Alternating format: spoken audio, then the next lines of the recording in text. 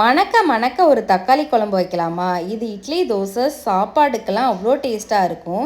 இந்த குழம்பு உங்கள் வீட்டு மட்டும் இல்லைங்க, பக்கத்து வீட்டு வரைக்கும் சேர்த்து மணக்கும்.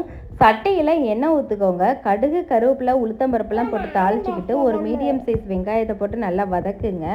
நல்லா வதங்கும் போது 2 பச்சை மிளகாவையும் சேர்த்து நல்லா வதக்கிக்கோங்க. மீடியம் சைஸ் தக்காளி 3 கட் பண்ணி நல்லா வதக்குங்க. நல்லா வதங்கி வரும்போது மஞ்சள் பொடியும் மிளகாய் பொடியும் போட்டு நல்லா வதக்கிக்கோங்க. இதுக்கு ஒரு மசாலா ரெடி பண்ணிக்கலாம்.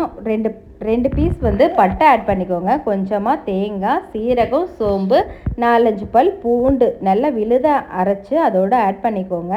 நல்லா ஆட் பண்ணிக்கிட்டு கொஞ்சம் கன்சிஸ்டன்சியை உங்களுக்கு ஏற்றாப்புல மிக்ஸ் பண்ணிக்கோங்க. தேவையான அளவு உப்பு போட்டு 5 நிமிஷம் நல்லா குக் பண்ணி எடுத்தா மணக்க தக்காளி குழம்பு ரெடி. உங்கள் வீட்லேயும் செஞ்சு பார்த்துட்டு எனக்கு கமெண்ட் பண்ணுங்கள்.